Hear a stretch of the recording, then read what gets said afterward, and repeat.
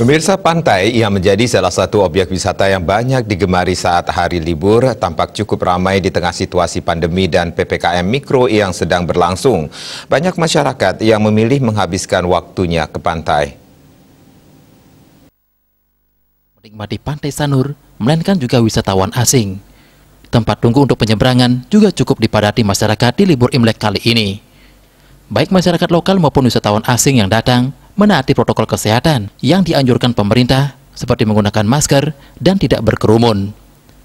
Petugas yang berjaga juga tetap melakukan himbauan berkala terkait prokes. Di sisi lain tak hanya pengunjung pantai, pedagang yang mencari nafkah di area pantai juga cukup banyak. Cuaca ekstrem yang terjadi akhir-akhir ini tampaknya tidak menimbulkan kekhawatiran masyarakat untuk menikmati indahnya pantai.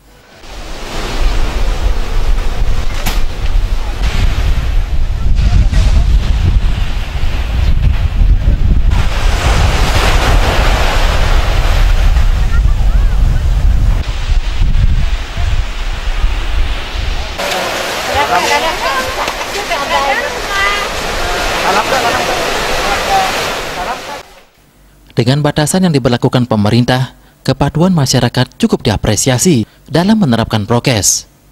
Diharapkan kepatuhan tersebut tetap dapat dipertahankan sehingga mampu menekan jumlah penyebaran virus, terutama di tempat umum.